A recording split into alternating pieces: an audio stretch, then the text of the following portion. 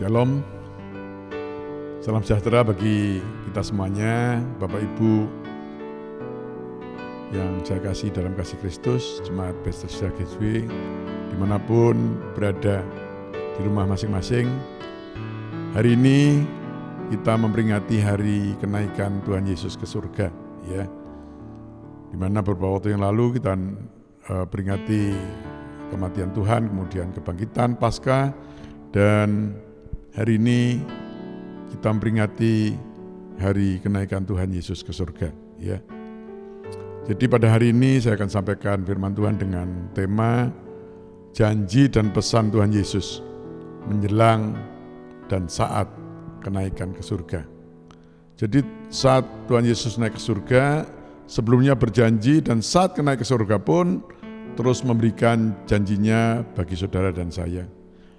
Bagi murid-murid Tuhan pada waktu itu, dan hari ini berjanji bagi saudara dan saya, ya. Puji Tuhan, kisah ini dapat kita baca di dalam kitab Injil Lukas 24 ayat 45 sampai ayat yang ke-53. Tapi tidak kita baca spot-spot saja nanti, ya. Ibu Bapak sedang kasih Tuhan, saat-saat terakhir, ya, orang jika akan meninggal dunia, mungkin sakit keras, seringkali kalau sempat dia akan kumpulkan anak-anaknya, ya, memberikan pesan-pesan, ya, untuk mengatur rumah tangganya, warisannya, usahanya, sehingga hal ini boleh mempersiapkan dengan baik anak-anaknya, ya. Beberapa waktu yang lalu, mungkin sudah sedikit lama, ada teman saya itu mengantar temannya berobat ke Singapura. Kemudian sampai sana, setelah temannya berobat, temannya ngomong, "Kamu kok enggak periksa sekali? Periksa kamu." Kan gitu, ya. Setelah periksa, ternyata temannya tidak apa-apa. Tetapi yang ngantar ini, teman saya, dipanggil sama dokternya. "Kamu cepat pulang karena usiamu tinggal 3 bulan, ya. Jadi pulanglah, aturlah keluargamu, atur usahamu, dan berobatlah, ya." Kemudian teman saya ini stres, pulang, kemudian diatur keluarganya, atur usahanya, dan dia berobat. Dan perkiraan dokter adalah benar, ya. 3 bulan kemudian teman saya itu meninggal dunia, ya. Tapi dia sempat memberikan pesan-pesan. Demikian juga Ibu Bapak yang dikasihi Tuhan, Tuhan Yesus menjelang, ya, saat-saat terakhir akan terangkat ke surga. Dia kumpulkan murid-muridnya. Dia juga meninggalkan pesan, ya, janji. Janji apa? Memberkati mereka, ya, dan mengulangi pelajarannya terus-menerus sehingga Tuhan naik surga telah menyelesaikan tugasnya dengan sebaik-baiknya, ya. Hal ini dilakukan oleh Tuhan Yesus pada murid-muridnya, ya, adalah sebagai berikut, ya. Kita akan belajar beberapa hal apa yang dijanjikan Tuhan, apa yang dilakukan Tuhan pada saat Tuhan menjelang dan saat Tuhan naik ke surga.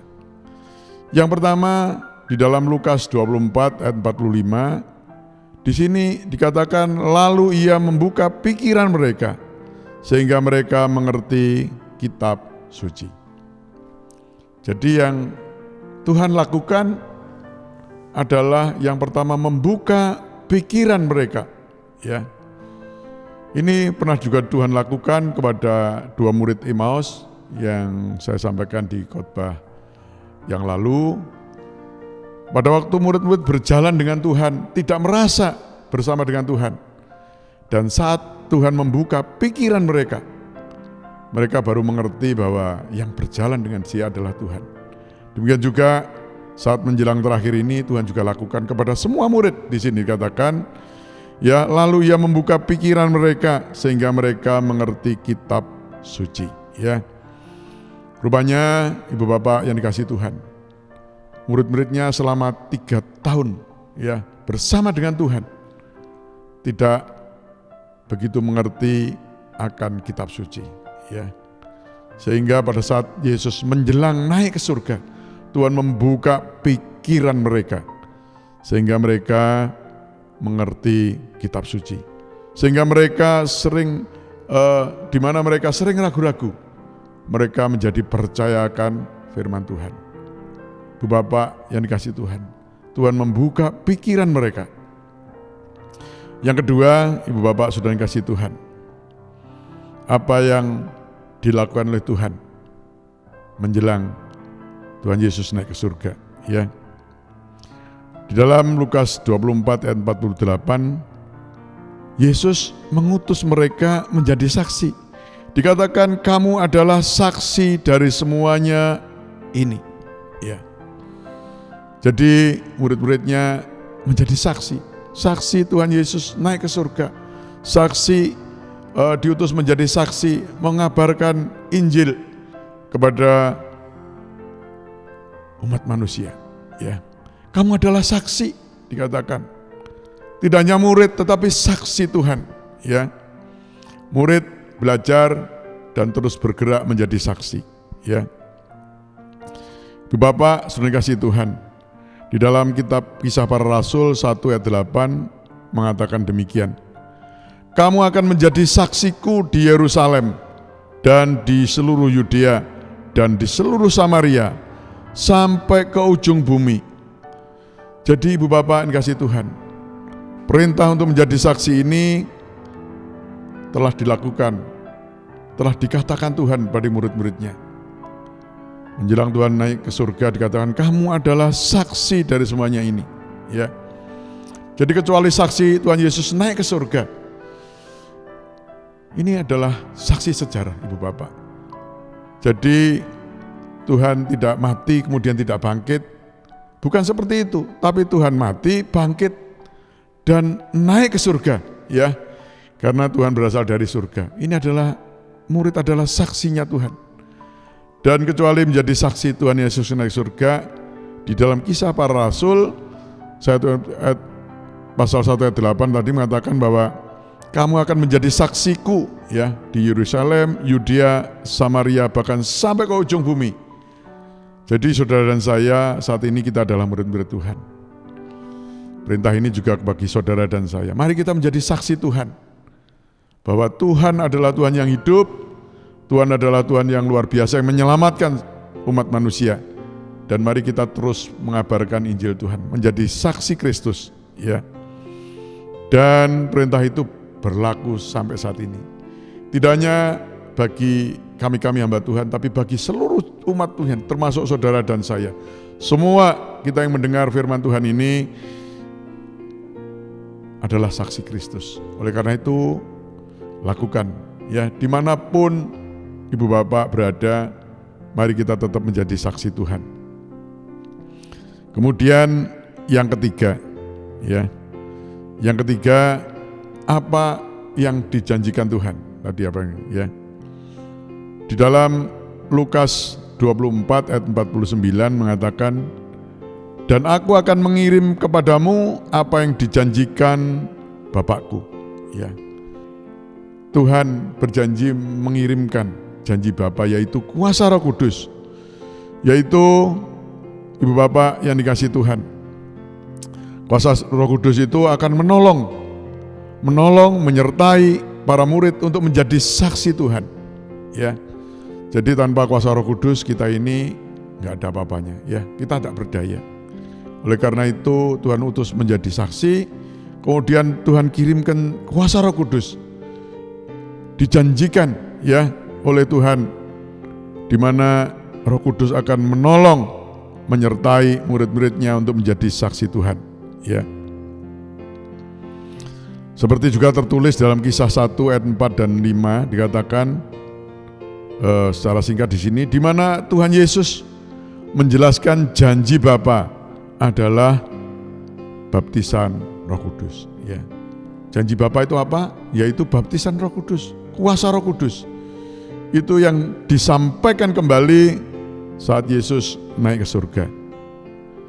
Bapak yang dikasihi Tuhan, kita tahu persis bahwa janji itu digenapi. Ya. Pada hari Pentakosta, pada waktu murid-murid berkumpul di loteng Yerusalem, Roh Kudus turun dan murid-murid dipenuhi dengan kuasa Roh Kudus. Ya, janjinya ya dan amin. Ya, janji manusia seringkali meleset, janji manusia seringkali kita ini ingkar. Ya, tetapi janji Tuhan adalah ya dan amin. Ya, Ibu Bapak, saudara yang dikasihi dalam kasih Kristus. Ya, di sini kita tahu bahwa Tuhan berjanji memberikan kuasa Roh Kudus. Janji Bapa memberikan kuasa Roh Kudus. Dan Tuhan Yesus menjelaskan di dalam Kisah 1 ayat 4 dan 5 ini, janji Tuhan itu apa? Janji Bapa itu apa? Yaitu baptisan Roh Kudus, ya. Dan yang keempat, ya. Yang keempat, apa yang dilakukan Tuhan saat Tuhan Yesus naik ke surga, ya. Di mana ternyata pada saat Yesus naik ke surga, dia mengedangkan tangannya, dia memberkati murid-muridnya, ya. Dia memberkati murid-muridnya seperti yang tertulis dalam Lukas 24 ayat 50 mengatakan demikian. Lalu Yesus membawa mereka keluar kota sampai dekat Betania. Di situ ia mengangkat tangannya dan memberkati mereka, ya. Pada akhirnya, Ibu Bapak yang kasih Tuhan, Yesus membawa murid-muridnya keluar kota, ya. Dikatakan sampai dekat Betania, ya. Di situ ia mengangkat tangannya dan memberkati mereka.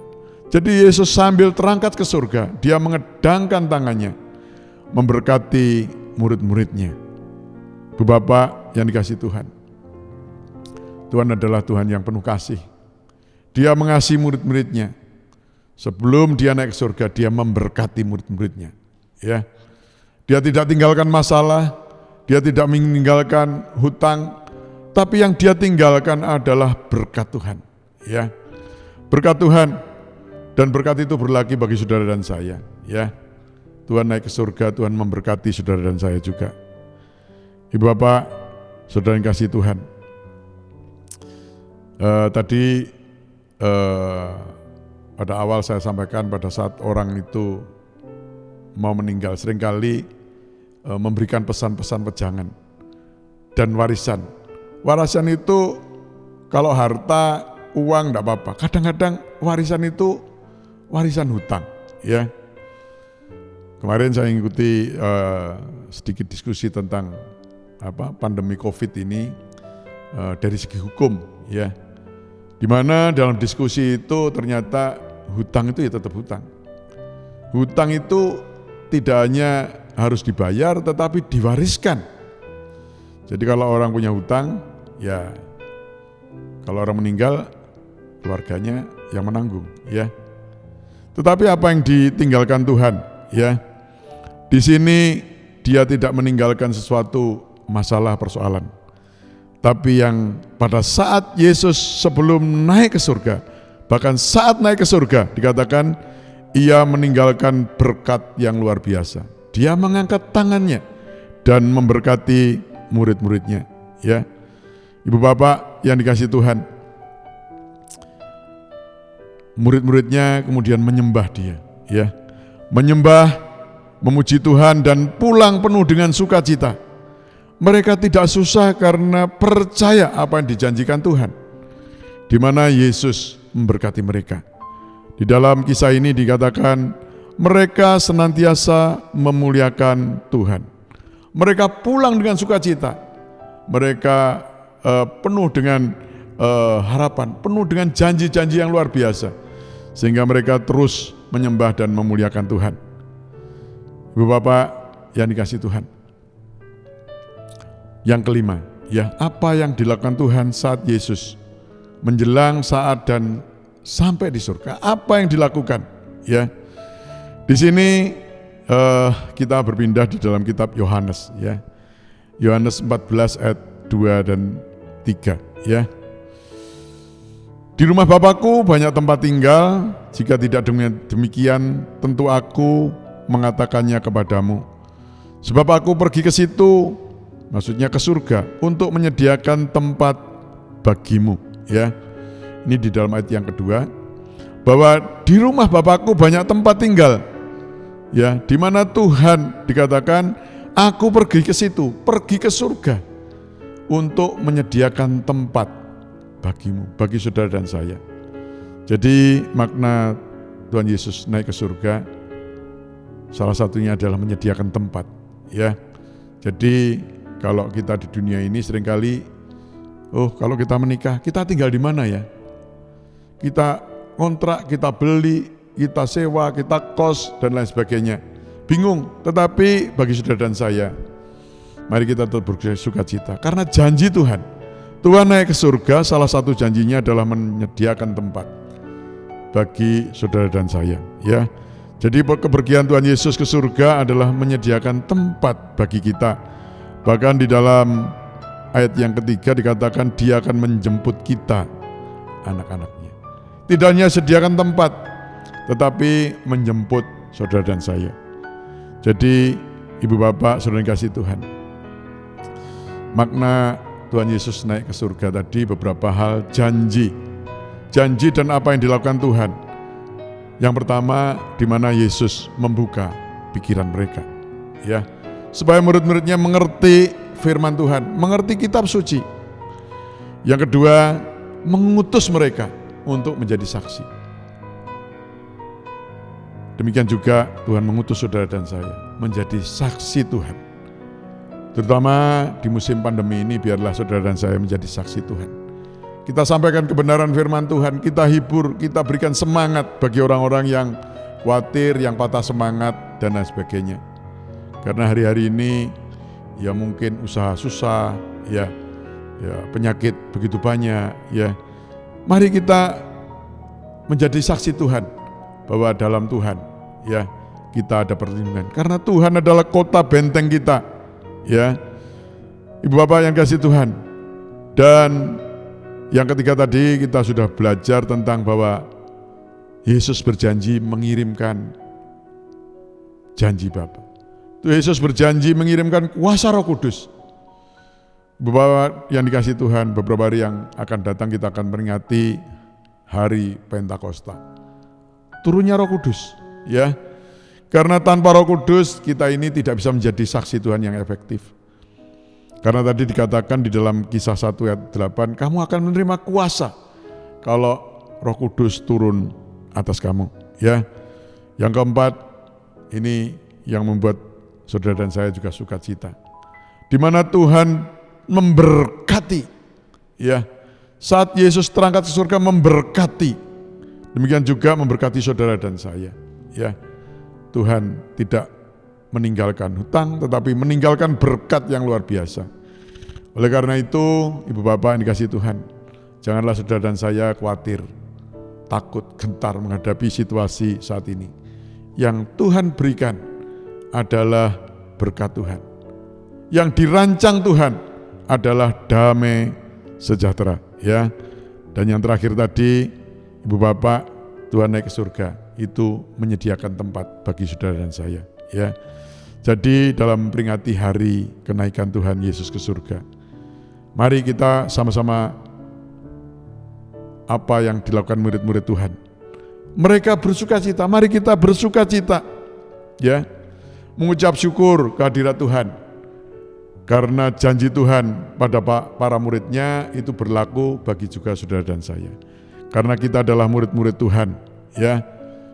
Kalau Tuhan janji membuka pikiran murid-muridnya, Tuhan janji juga membuka pikiran kita supaya kita mengerti kitab suci, memberkati kita, menyertai kita, dan memberikan kuasa Roh Kudus bagi saudara dan saya. Bu Bapak, saudara kasih Tuhan, biarlah di suasana yang kurang baik ini tidak membuat saudara kehilangan sukacita, karena Tuhan berjanji memberkati kita, ya. Situasi boleh buruk, lingkungan boleh buruk, tetapi janji Tuhan itu ya dan amin. Dia Immanuel, janji menyertai kita. Bahkan saat saudara dan saya tidak ada jalan, Dia buka jalan. Puji Tuhan, demikian firman Tuhan. Kiranya kuasa Roh Kudus sendiri mencerahkan kita, kita mengerti, dan kita percaya, kita sukacita karena janji Tuhan adalah ya dan amin. Amin. Tuhan Yesus memberkati kita. Mari kita berdoa. Bapa Surgawi, kami ucap syukur dan terima kasih Tuhan. Kalau firman-Mu sudah Engkau sampaikan lewat hamba-Mu, makna daripada kenaikan Tuhan Yesus ke surga, di mana Tuhan memberikan janji-janji, Tuhan berikan perintah-perintah, Tuhan berikan wejangan-wejangan, bahkan Tuhan memberkati Tuhan murid-murid-Mu pada waktu itu. Kami percaya janji-Mu juga berlaku atas kami. Oleh karena itu kami boleh mengucap syukur Tuhan, kalau hari ini kami boleh memperingati hari kenaikan Tuhan ke Yesus ke surga. Kami percaya janji Tuhan bagi kami menjadi kenyataan. Saat kami percaya, saat kami berharap, saat kami memandang kepada Tuhan, Engkau memberkati kami dalam keadaan apapun juga. Tuhan memberkati kami dengan limpahnya. Terima kasih Bapa dalam surga. Berkati umat-Mu, domba-domba-Mu dimanapun mereka berada. Apapun masalah persoalan, kami percaya Tuhan memberkati kami. Terima kasih Bapa dalam surga. Demi nama Tuhan Yesus kami berdoa dan kami ucap syukur. Amin. Puji Tuhan, Ibu Bapak yang saya kasih dalam Tuhan, hari ini kita sudah mendengarkan firman Tuhan di dalam rangka ibadah kenaikan Tuhan Yesus naik surga. Ya, kita boleh bersukacita karena Tuhan sudah memberikan janji-janjinya bagi saudara dan saya. Pada waktu itu pada murid-muridnya, tapi hari ini bagi saudara dan saya. Ya, tetap semangat Ibu Bapak di tengah pandemi COVID yang belum mereda. Pesan saya tetap stay at home, work from home, jaga kesehatan. Ya, tetap sukacita karena sukacita membuat imun kita naik. Ya. Jangan stres dan tetap berdoa, ya. Dan saya tetap menghimbau, doakan pemerintah kita, gugus tugas baik di tingkat pusat maupun di tingkat regional, di provinsi dan kabupaten kota di mana saudara dan saya tinggal, ya. Doakan para dokter, perawat yang berjuang di garis depan sehingga mereka tetap sehat dan tetap punya semangat untuk melayani ya anak bangsa yang lagi sakit hari-hari ini, ya. Puji Tuhan, Ibu Bapak yang dikasih Tuhan. Saya sampaikan selamat kenaikan Tuhan Yesus ke surga. Tuhan Yesus memberkati kita. Amin. Kami memuji kebesaran besar.